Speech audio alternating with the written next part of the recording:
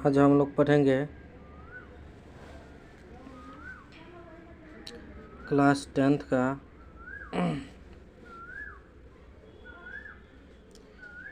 प्रकाश का प्रवर्तन चैप्टर।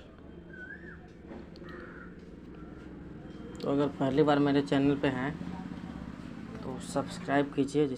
मेरे चैनल का नाम है TBI01। तो सबसे पहला क्वेश्चन है, दर्पण के सामने किसी भी दूरी पर स्थित वस्तु का प्रतिबिंब सीधा होता है तो वह दर्पण है, समतल अथवा उत्तल होगा। प्रकाश की किरणें गमन करती है तो सीधी रेखा में गमन करती है। प्रकाश की किरणें किस दिशा में गमन करती है? सीधी रेखा में। प्रकाश के प्रवर्तन कितने नियम होते हैं? 2 नियम होते हैं। प्रकाश के प्रवर्तन कितने नियम? 2 नियम होते हैं। क्वेश्चन नंबर 4, परावर्तन के नियम से निर्धारित होता है आपतन कोण परावर्तन कोण के बराबर होते हैं। आपतन कोण परावर्तन कोण के बराबर होते हैं। उसके बाद है, प्रकाश तरंग उदाहरण है विद्युत चुंबकीय तरंग का। प्रकाश तरंग क्या चीज़ का उदाहरण है? विद्युत चुंबकीय तरंग।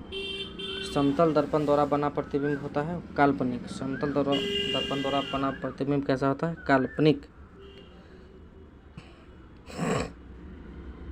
एक अभिसारी किरण पुंज समतल दर्पण में आपतित होती है। किरण पुंज किस प्रकार का होगा? अभिसारी। समतल दर्पण द्वारा बना प्रतिबिंब काल्पनिक होता है। किसी समतल दर्पण द्वारा आवर्धन +1। समतल दर्पण की फोकस दूरी अनंत होता है।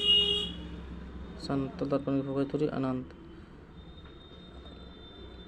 अवतल दर्पण के सामने किसी वस्तु को कहाँ रखा जाए ताकि प्रतिबिंब वास्तविक और समान आकार का वक्रता के अनुसार। सब चैप्टर जब पढ़िएगा तो डिटेल से समझना। उत्तल दर्पण में बना प्रतिबिंब कैसा होता है? सीधा एवं सीधा। दर्पण सूत्र 1/v + 1/vu = 1/f। इसी के अपोजिट होता है लेंस फार्मूला। लेंस सूत्र 1/v - 1/u = 1/f। दाढ़ी बनाने के लिए कौन सा दर्पण उपयोग किया जाता है? अवतल दर्पण। हाँ। किसी कार के अग्रदित प्रकार के दर्पण निम्नलिखित में से कौन सा है? अवतल दर्पण। अवतल दर्पण। किस दर्पण का उपयोग पार्श्व दर्पण के रूप में किया जाता है? उत्तल दर्पण।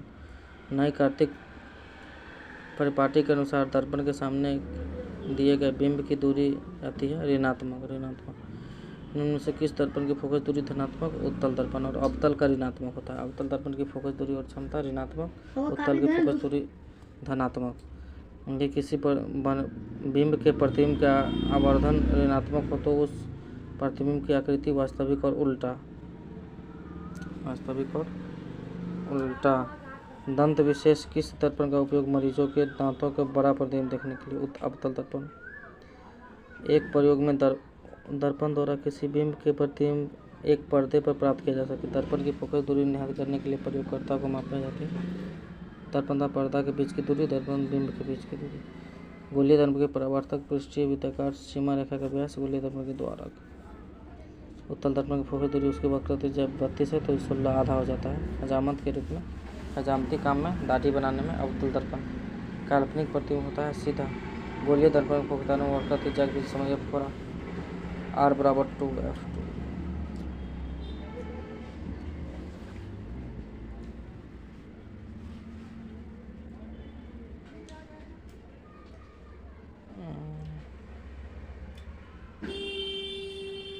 किसी बिंब की अवतल दर्पण द्वारा बना प्रतिबिंब आभासी सीधा तथा वस्तु की स्थिति और दर्पण के ध्रुव तथा मुख्य फोकस के बीच। किस दर्पण में दूर की वस्तु का प्रतिबिंब सदैव सीधा होता है? क्वेश्चन नंबर 28 है। या तो समतल अथवा उत्तल। क्वेश्चन नंबर 29 अवतल दर्पण की फोकस दूरी ऋणात्मक। 30 क्वेश्चन नंबर 23 किस दर्पण से हमेशा वस्तु का छोटा प्रतिबिंब? अवतल। क्वेश्चन नंबर 31 किस दर्पण से फोकस दूरी चिन्हों पर ऋणात्मक मानी जाती है? अवतल दर्पण। अवतल दर्पण में आवर्धित काल्पनिक प्रतिबिंब बनाने के लिए वस्तु को कहाँ रखा जाता है? फोकस और ध्रुव के बीच। आवर्धित काल्पनिक प्रतिबिंब बनाने के लिए वस्तु को कहाँ रखा जाता है? फोकस और ध्रुव के बीच। किसी गोलीय दर्पण की फोकस दूरी +20 से निम्नलिखित दर्पण किस प्रकार का है? उत्तल। प्लस रहेगा ना तो उत्तल होगा, माइनस रहेगा तो अवतल दर्पण होगा। निम्नलिखित में दर्पण सूत्र है 1/f बराबर 1/u प्लस 1/f। निम्नलिखित किस दर्पण द्वारा वस्तु का आभासी प्रतिबिंब मिल सकता है? इनमें से सभी। तो कमेंट में बताइए वीडियो कैसा लगा। जो भी कुछ और क्वेश्चन आपको पूछना हो तो कमेंट कीजिए। Thanks for watching.